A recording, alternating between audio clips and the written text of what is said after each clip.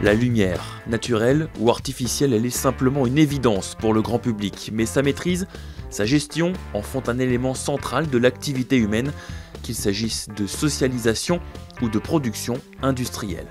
Alors une ville justement sans activité nocturne, c'est une ville qui se meurt, c'est une ville où on va avoir plus d'hôtels, plus de restaurants, et aujourd'hui à Strasbourg c'est pas du tout ce qu'on souhaite et c'est ce qu'on voit aujourd'hui. Grâce à justement la mise en valeur du patrimoine, on va pouvoir contribuer justement à ce que les gens restent là le soir, contribuent justement à participer à la vie de la ville, c'est-à-dire aller dans les restaurants, utiliser les hôtels pour après se coucher, et donc on reste dans la ville et on continue justement à avoir une activité nocturne. C'est vrai que la lumière est partout. On en a besoin de jour comme de nuit, en utilisant de très nombreux domaines. Nos élèves sont vraiment curieux et veulent vraiment en savoir plus dans ce domaine-là et donc ils vont pouvoir répondre à leurs attentes.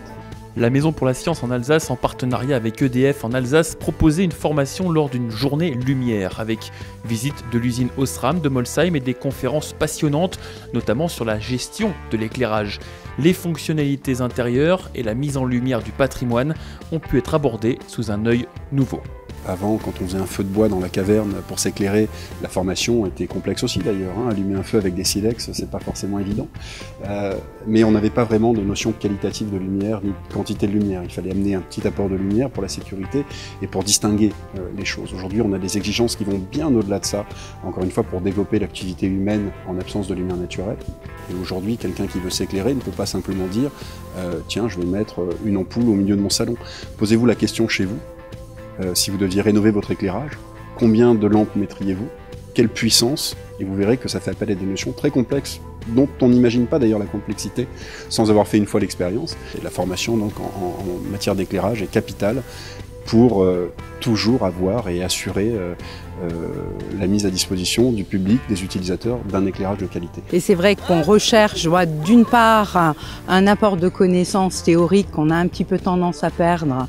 Personnellement, ça fait 20 ans que je suis en collège et c'est vrai que ça me manque un petit peu.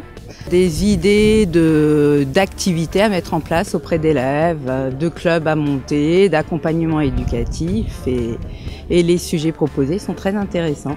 L'œil est un outil incroyable, c'est lui le premier gestionnaire de la lumière, il faut le sensibiliser. Et c'est pour lui que des professionnels de tous horizons travaillent pour proposer la lumière de demain qui s'ajustera à vos besoins, qu'ils soient ergonomiques ou économiques.